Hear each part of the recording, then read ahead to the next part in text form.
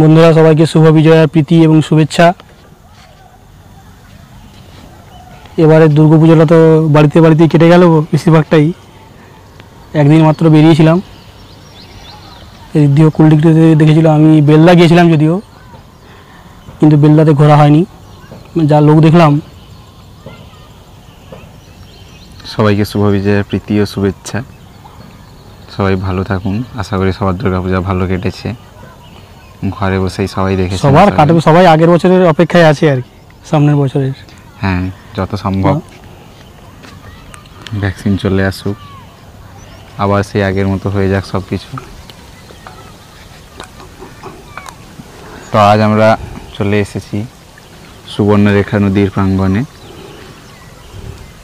ওই হচ্ছে আমিলাসাই গ্রাম।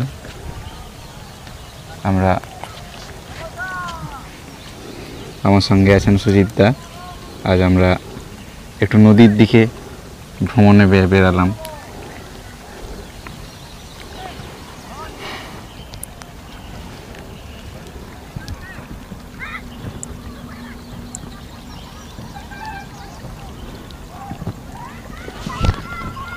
ওই দূরে দেখা যাচ্ছে জঙ্গলকন্যা সেতু।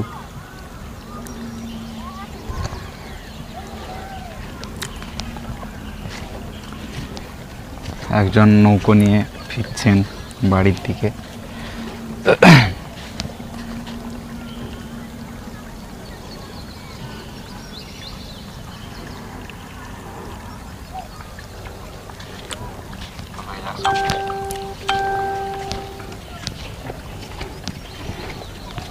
আমরা আগের বারে এখানে এসেছিলাম, এখানে পুরো জল ছিল, এখন জল শুকিয়ে গেছে। আমি কয়েকদিন আগে মাছই ধরতে এসেছিলাম, এই জায়গায় জল ছিল পুরো। এই যে জায়গাগুলো দেখা যাচ্ছে, এখানে জল ছিল পুরো। এখনো ভেজা ভেজা ভাব রয়েছে, জল রয়েছে হালকা হালকা, অল্প হয়তো বালি খুঁড়লে দেখা যাবে জল।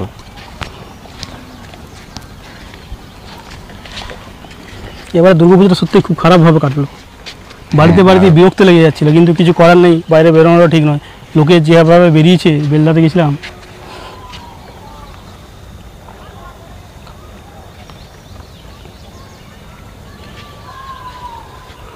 আর খুব তাড়াতাড়ি সন্ধ্যা হয়ে গেল। কিন্তু হ্যাঁ, এখন কটা বাজে? শীতও ভালোই পড়েছে, মানে এখানে এসে বাড়িতে এতটা বোঝা যাচ্ছিল না, এখানে কিন্তু ভালোই শীত লাগছে। হ্যাঁ,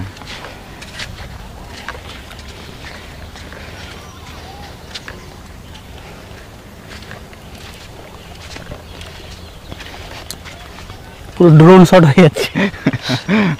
সেই ড্রোন শুট হয়ে যাচ্ছে।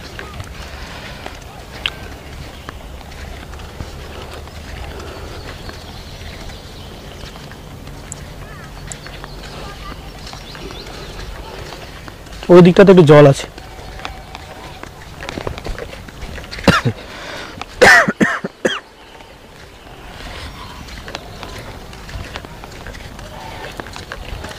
চারিদিকে বালিগাড়ি, যেদিকেই তাকাই সেদিকেই বালি।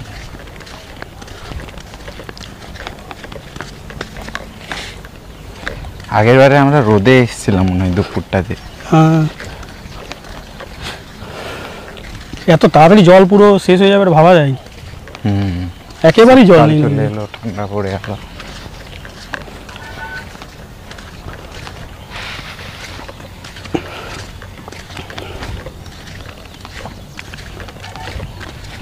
সারাদিনের পরিশ্রম করে মাঝি ভাই।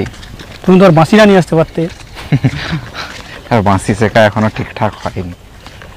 আরো কতদিন লাগবে? 1 মাস তো পেরিয়ে গেল। 1 মাস আসলে বাঁশি বাজানোটা ঠিকঠাক হচ্ছে না, মানে বাঁশি বাজানোর সময়ই পাচ্ছি না ঠিকঠাক।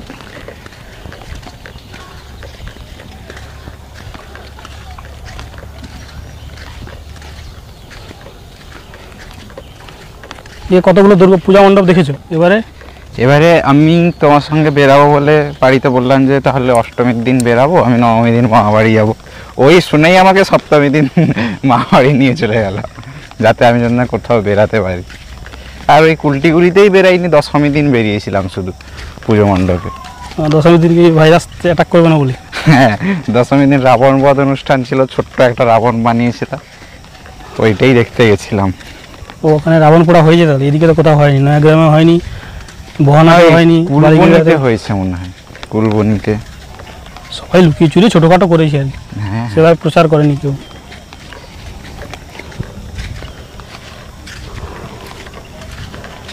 এই জায়গাটাতে একটু জল আছে।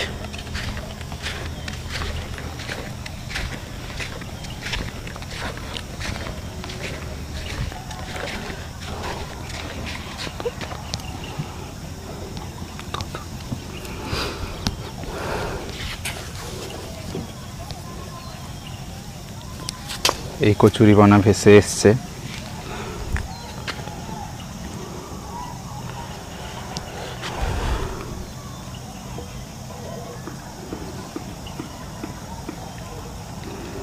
ওগুলো মাছ ধরে ফিরছে মনে হয়।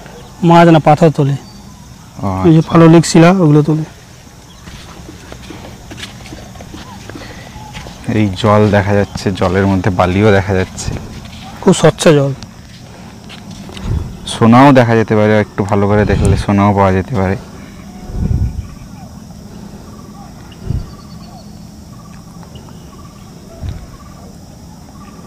এই যে ব্রিজ দেখা যাচ্ছে, ব্রিজের ওই দিকটা ডাহি। এইরকম চলে এলে আমরা নয়াগ্রাম পৌঁছে যাবো। জাস্ট কিছুক্ষণ আগে লাইভটা করলে সূর্যাস্তটা দেখা যেত। সূর্যাস্ত দেখা যেত। খুব শীতকাল হয়ে যাচ্ছে তো, খুব তাড়াতাড়ি সূর্যাস্ত হয়ে যাচ্ছে এখন। আমরা সব কিছু রেডি করতে করতেই সূর্যটা বাড়ি চলে গেল, টাটা বলে।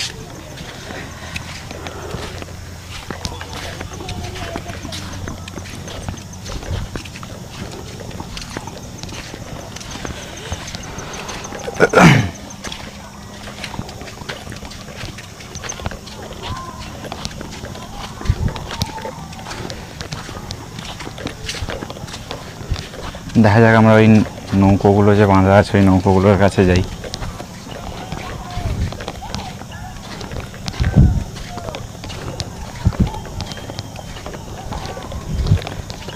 তো এখন আমরা সুজিতদার কাছ থেকে জেনে নিই সুজিতদা পুজো কেমন কাটিয়েছেন। তো বলো সুজিতদা, তোমার পুজো কেমন কাটলো? অষ্টমী দিন তো বেরিয়েছিলে আমাদের গ্রুপে অনেক আরে বেরিয়েছি, আমি কোনো পূজা মণ্ডপের 50 ফুটেরও কাছে যাইনি। মানে 50 ফুট বলতে কি, মানে ঠাকুর থেকে 50 ফুট নয়, মণ্ডপটা থেকে 50 ফুটের কাছেও যাইনি কোথাও। রাস্তার উপর থেকে দেখেই ব্যাগ বেলদা দিয়ে এসেছি, কিন্তু বেলদায় ভাবছিলাম বেলদা মণ্ডপগুলো ঘুরে দেখবো, কিন্তু যা লোক দেখলাম ও কোনো মণ্ডপেই যায়নি। এই জন্য বেলদায় কোনো ছবিও করা হয়নি, ভিডিও করা হয়নি। মানে বেলদাতে মণ্ডপগুলো তো পুরো রাস্তার গায়ে যায় বেশিরভাগ। আর একতা ক্লাবেরটা ভিতরে ঢুকিনি। নবীন প্রবীণের সামনেই বাইপাস থেকে নবীন প্রবীণ হয়ে ঢুকেছিলাম, কিন্তু নবীন প্রবীণে যা ভিড় দেখলাম আর যাইনি। ওই নেকুরসিন দেখেছি, কেশিয়ারি একটা মণ্ডপ দেখেছি দূর থেকে।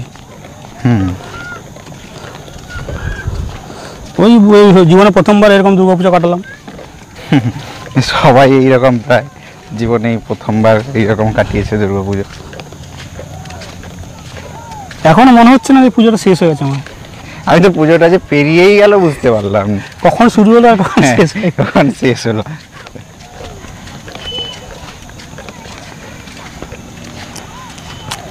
নদীর ঘাটের কাছে নৌকো বাঁধা আছে। নাইতে গিয়ে যাই দেখি সে জলের ঢেউ আছে।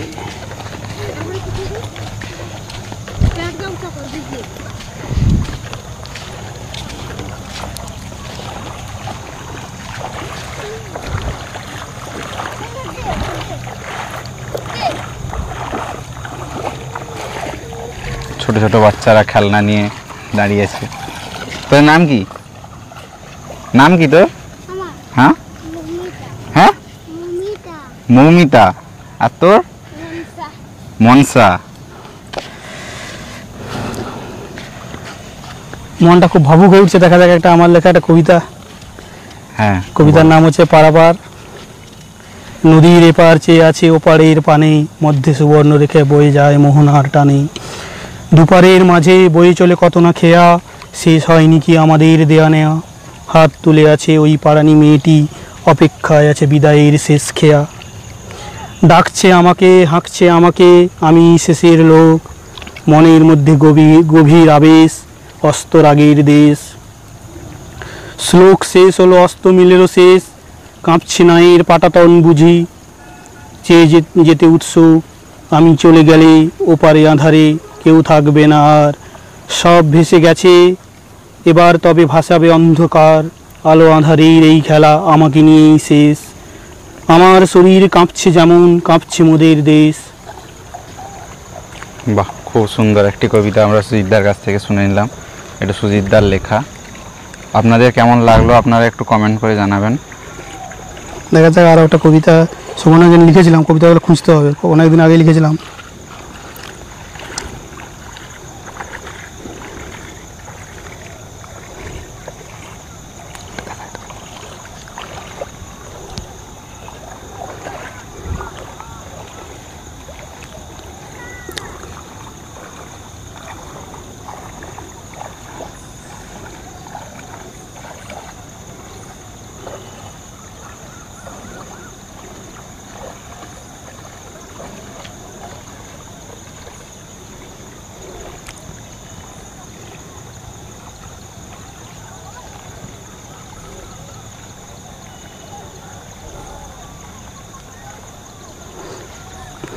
আর একটা কবিতা হচ্ছে মেঠো পথ ধরে।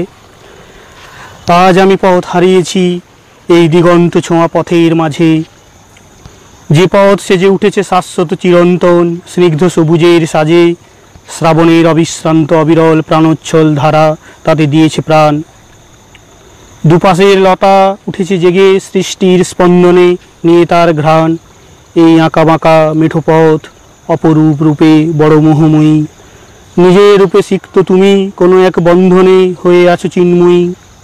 পূর্বপুরুষেরা একদিন এই পথ দিয়ে যেত সুবর্ণ রেখার দিকে, আজ বড় বড় রাস্তারা হয়ে স্মৃতির ভিড়ে হারিয়ে তুমি হয়ে গেছো ফিকে।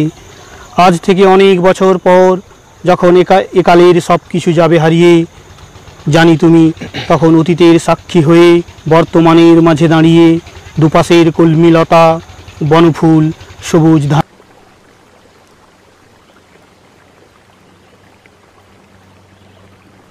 করবে তোমাতে স্নান।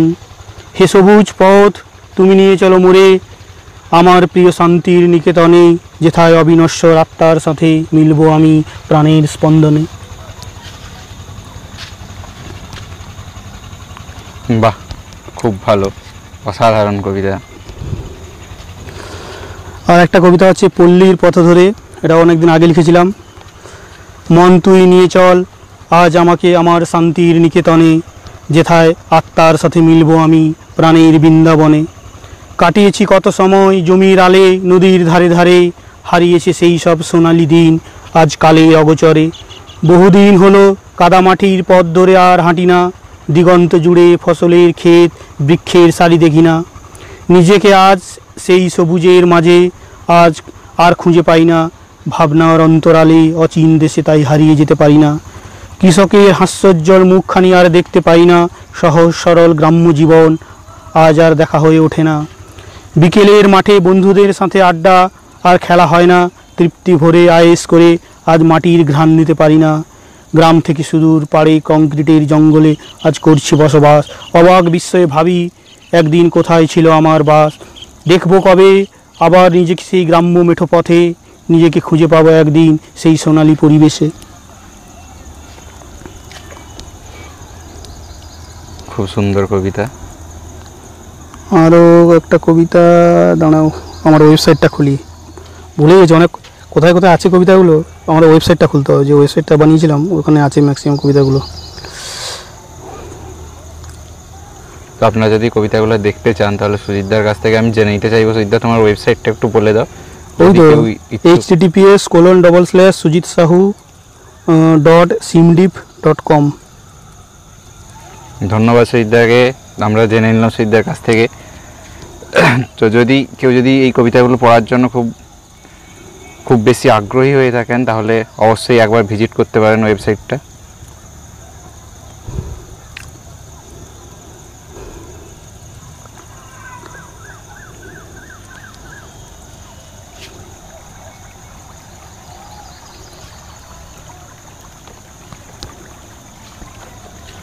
চলো ওদিকে যেতে যেতে বলা যাক।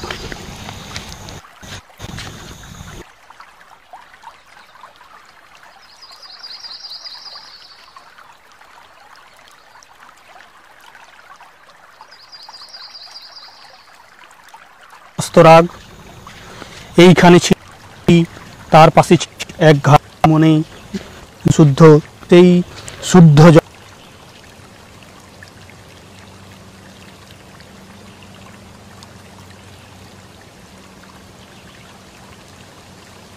এই সেই বটগাছ, এই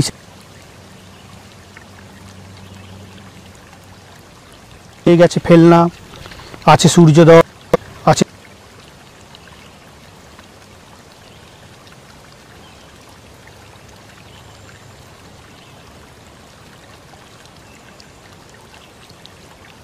অচিন দেশে কোনো এক নাম না জানা, উল্লাসে আপন মনে। এই কবিতাটা এই এই এই জায়গাটা দেখাও, এই জায়গাটাতে একটা বটগাছ ছিল আগে, 7-8 বছর হলো বটগাছটা নেই। বটগাছ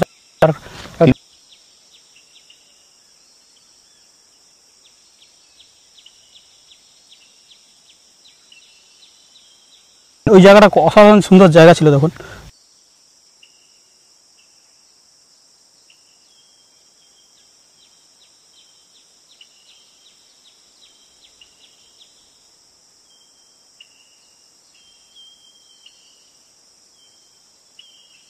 এই আলো ছায়া ভরা কে তপবনের জঙ্গল ধরে শাল পিয়ালের পথে সুবর্ণ রেখার দিকে, না রামেশ্বরের সবুজ গভীরে যেখানে আমার ক্লান্তির দীর্ঘশ্বাস বর্ষণে সিক্ত করেছে কাঠের শুষ্কতা, ভেজা চোখে শান্তির নিঃশ্বাস, সাপের জিভের ফলা চেরা ফলার মতো তার হর্ষিত মুখ এই পথে হারিয়েছে আর্ত স্বর তুলে প্রার্থনার মতো।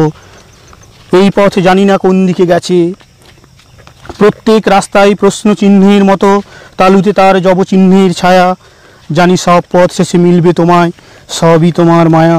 বর্ষণ মুখর কোনো এক শান্ত দিনে এ পথে হয়তো হারাবো পথ আমি, পথের শেষে রইবে আমার প্রকৃতি ও পুরুষের অর্ধনারীশ্বর তুমি। শুধু একটা পথের শেষে নদী, শুধু একটা পথের শেষে তুমি, শালমহুয়ার পথ টানছে আমায়, মোহমায়ার গন্তব্য যে তুমি। ছায়ার পাথরে কাঁপছো তুমি, জলের তলায় স্বচ্ছ বাতাসের স্তরে রক্ত প্রবাহের নিচে সাঁতরাচ্ছে একটা সূঁচ যেন তোমার আমার অন্তরে। তোমাকে সুতোর মতো পরাতে চাইছি গলায়, কিন্তু হারিয়েছে তুমি। এই পথ তোমাকে ভেদ করে গেছে রামেশ্বরের শিবে, তুমি অন্তর্যামী। দেখি আমার কবিতা তুমি একটা দুটো কবিতা পড়ো তোমার।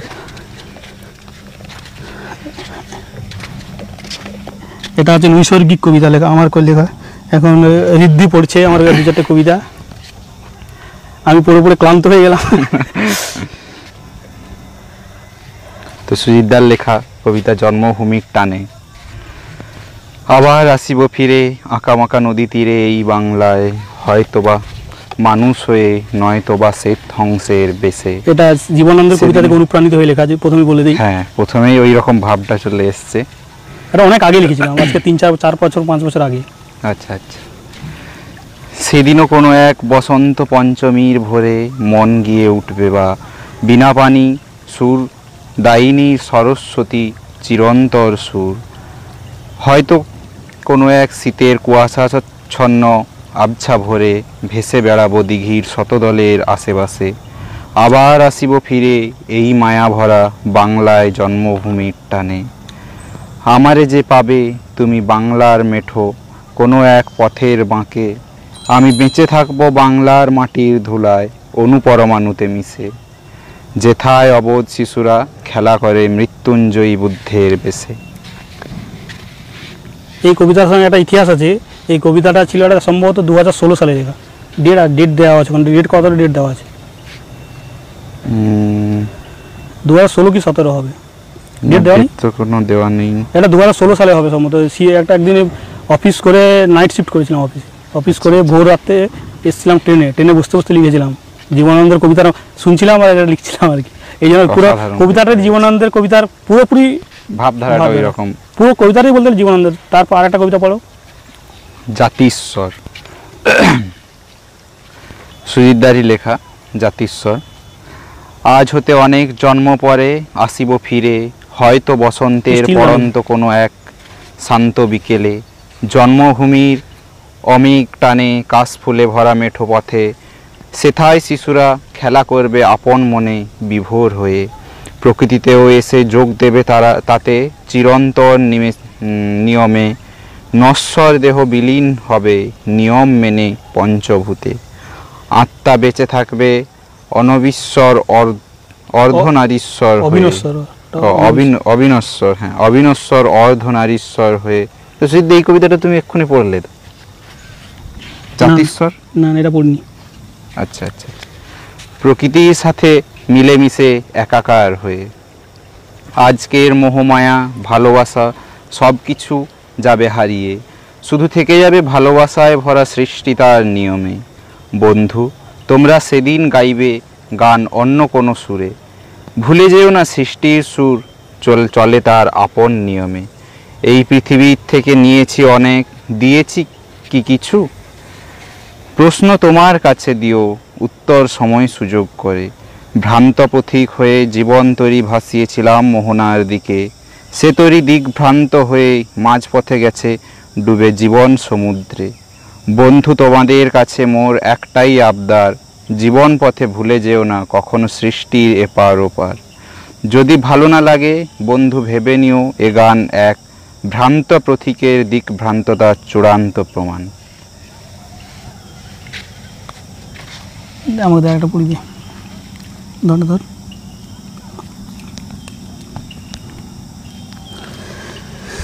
তো এখন আমরা সুজিতদার মুখ থেকে আরেকটা সুজিতদারই লেখা কবিতা শুনে নেব। দেখা যায় এবার একটা প্রতিবাদী কবিতা হোক। ওখান থেকে প্রেম নৈসর্গ সুবর্ণরেখা হলো, হ্যাঁ এবার একটা প্রতিবাদী কবিতা হোক। হ্যাঁ এটাও আমাদের যে প্রিয় জঙ্গলমহল ওর উপর ভিত্তি করে লেখা। ছবিটা অন্ধকার আসছে, অন্ধকার এদিকে আসবে, এদিকে একটু পরিষ্কার আসবে। হ্যাঁ এদিকে লাইট পড়ে। আমার ক্লোজ আপ নেবে, ঠিক আছে? কবিতার নাম হচ্ছে সবুজের প্রতিশোধ। এটাও লিখেছিলাম আজ থেকে বছর 3 আগে। সবুজ তুমি আছো, থাকবে বেঁচে চিরটা কাল, সব অপমান ভুলে গড়বে নতুন সকাল। সবুজ তুমি অবুজ মনের জাগ্রত দুটি চোখ, তুমি ভিতরে বাইরে মরা মানুষের মহাশোক। সবুজ তুমি মনের গহীনে এক তীব্র রসবোধ, দিনে দিনে তোমার অবহেলা আমরা এমনই নির্বোধ। সবুজ তুমি নীল হলুদের এক চিরন্তন বন, তোমাতে হয়েছে বিলীন সভ্যতা আমাদের সর্বক্ষণ। সবুজ তুমি ফিরে এসো মহাকাল হয়ে বারে বারে, ভাঙো গড়ো এই সভ্যতাকে নিজের মতো করে। সবুজ আজ বিশ্বায়নের যুগে শুধু তোমারই চাই, তুমি ছাড়া সব কিছু বড় বেরঙিন, যেন কোথাও কিছু নাই। সবুজ তোমার ছোঁয়ায় তোমার ঘ্রাণে সব কিছুকে ভরো, অপদার্থহীন কর্ম সমাজটাকে ভেঙে নতুন করে গড়ো। সবুজ তুমি চিরসবুজ করেছ এ ধরা, সে কোনো একদিন তোমার টানে তোমার গানে বুঝিয়ে দাও তুমি অন্তহীন। অ্যাকচুয়ালি কবিতাটা হচ্ছে আমরা যে আমার সবুজটাকে যে নষ্ট করি, আমরা জঙ্গলটাকে যে নষ্ট করি, ওটাই একটা প্রতিবাদের। এই জন্য এটা আমরা যে প্রতিবাদী কবিতা, তার মধ্যে সবুজের প্রতিশোধ। কারণ আমাদের সবারই উচিত এই প্রকৃতিটাকে বাঁচিয়ে রাখা, কিন্তু আমরা নির্বোধের মতো বেশিরভাগ সময়ই এই প্রকৃতিটাকে নষ্ট করে যাচ্ছি,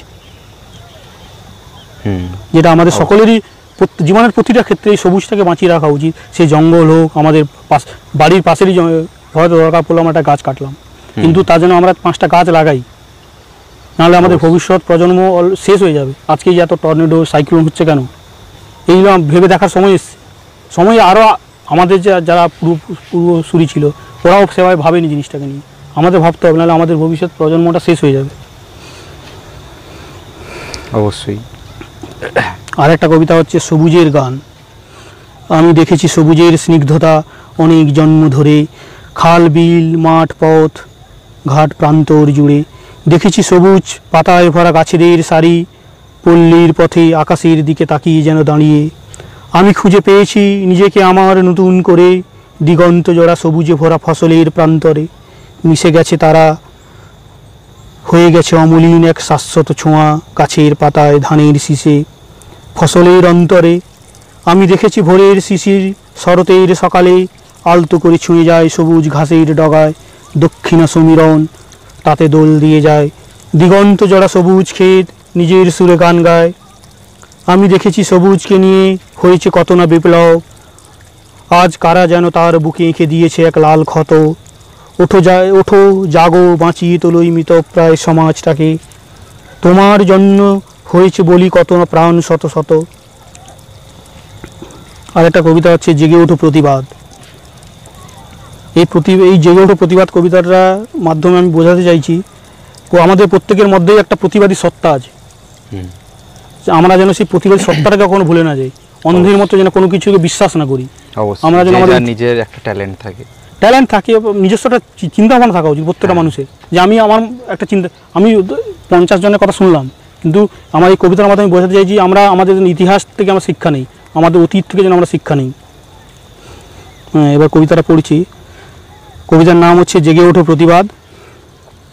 প্রতিবাদ আজ তোমার ভাষা কোথায় যেন হারিয়ে গেছে, তোমার সূর্য তার তেজ হারিয়ে কি মাটির সাথে মিশেছে।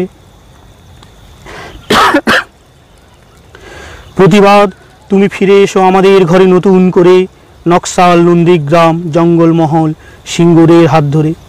প্রতিবাদ তুমি ফিরে এসো আমাদের আশায় ভরসায়, শিক্ষা চিন্তা বিবেক মনের গহীন অন্তরাত্মায়।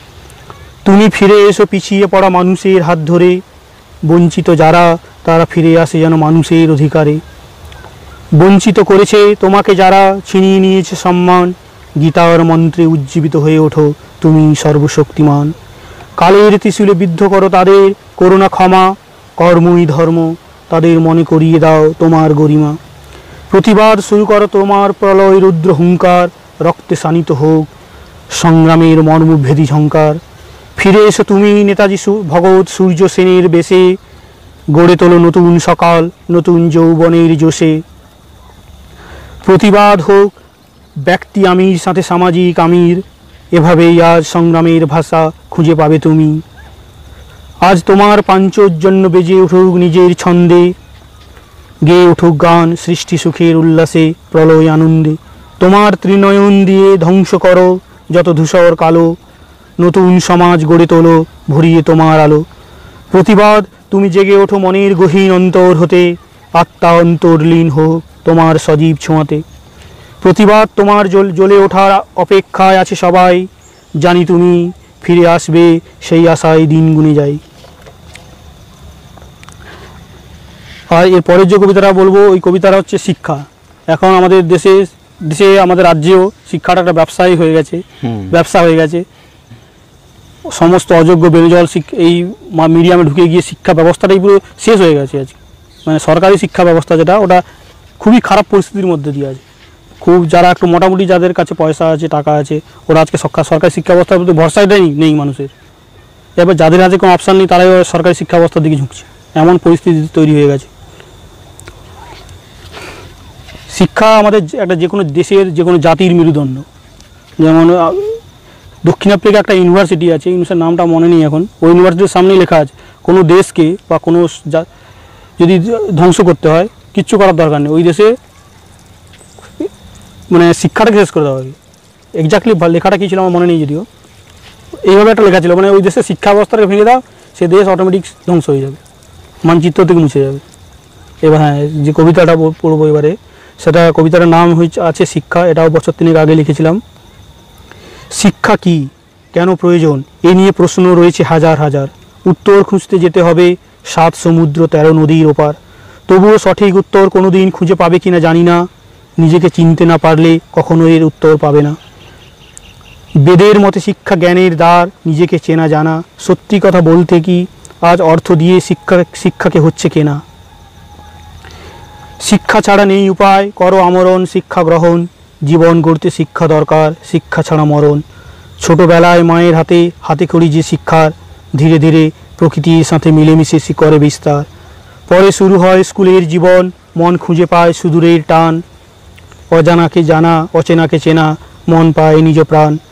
শিক্ষার সেই উষা লগ্নে শিক্ষকেরা আমাদের ভাবতে শেখায়, যদিও আসে ভাবনা জন্মাবার আগে ভাবনাতেই মরে যায়।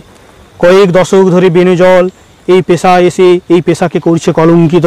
সমাজ দেশ জাতি বিবেক মনুষ্যত্ব আজ হচ্ছে আতঙ্কিত। শিক্ষার সংজ্ঞাটাই আজ হারিয়ে যাচ্ছে ঘুষের শিক্ষার অতলে, মানসিকতা বিকশিত অর্থ প্রাচুর্যের গগনচুম্বী তালে তালে। তবুও কিছু শিক্ষক থাকে উজ্জ্বল হয়ে স্মৃতির মণিকোঠায়, শ্রদ্ধার সাথে তারা উচ্চারিত হয় স্মৃতির সব দোটানায়। যে শিক্ষা জাতির সম্পদ মানুষকে মানুষ করে, দেয় আত্মজ্ঞান, অর্থপিপাসু চরিত্রহীন। রাজ বেচছে শিক্ষা, করছে এর অপমান। শিক্ষার সাথে সাথে অবক্ষয় হয়েছে সমাজের ধীরে ধীরে। এভাবে চলতে থাকলে সমাজ থেকে সব হারিয়ে যাবে চিরতরে। ফিরে এসো বাল্মীকি, বিশ্বামিত্র, ডিরোজিও নতুনের বেশে। হন্যে হয়ে ছন্ন ছাড়া সমাজ খুঁজছে তোমায় দেশে দেশে। হে নবযৌবন, খুঁজে নাও তোমরা তোমাদের আদর্শ গুরুদের। দাও সম্মান, দাও শ্রদ্ধা। সমাজ ছন্দ খুঁজে পাবে সেই পুরনো হিত গৌরবের। বিষণ্ণ অন্ধকারাচ্ছন্ন দিনেই স্মরণ করি সেই শিক্ষকদের, যাদের ছোঁয়ায় আমি ছন্দ খুঁজে পেয়েছি এই জীবনে। শ্রদ্ধেয় তোমরা ছিলে, আছে, থাকবে স্মৃতিতে বেঁচে চিরকাল। ঘুচিয়ে মনের অন্ধকার, তোমাদের স্মরণে গড়ব নতুন সকাল। যাই হোক, বলতে বলতে অনেক অন্ধকার হয়ে গেছে, এবার ফিরতে হবে। পুরো অন্ধকার, এবার আমাদের ফিরতে হবে। চলো ফিরি। না তুমি কিছু বলো। বোঝা যাচ্ছে না আর এখন কিছু দেখা যাচ্ছে না। তোমার ফ্ল্যাশটা অন করো না। ফ্ল্যাশটা কি জ্বলবে এখন? না, টর্চ অন হচ্ছে না। ও, ফ্ল্যাশ অন হচ্ছে না। তো আমরা এই বালুকাময় এত ক্লাস দিয়ে দেখাতে অক্ষম। চলো আর কি, সবাইকে টাটা বাইবি করে দাও। হ্যাঁ, অনেক হয়েছে, অনেক জ্ঞানের বাণী শোনানো হয়েছে। যদিও জ্ঞানের বাণী এখন শোনার মতো কারো মানসিকতাই নেই। সব কিছু এখন শর্টকাট। পাবজি নিয়ে এখন কথা বলো, পাবজি, ফ্রি ফায়ার। হ্যাঁ, সেটা নিয়ে কথা বললে এখনই লাইভে হয়তো এখন দেখা যাচ্ছে 5-6 জন আছে, তখন তো লাইভে 100 জন চলে আসে। পাবজি, ফ্রি ফায়ার, আলতু ফালতু জোকস নিয়ে কমেন্ট মারো, সেগুলো নিয়ে হাজার হাজার লোক চলে আসে। হবে এই জন্য আজকে এই সারা প্রত্যেক দিন দেখো এখানে অসুবিধা হচ্ছে, এখানে ধর্না হচ্ছে, এখানে ধর্না হচ্ছে, ওরকম।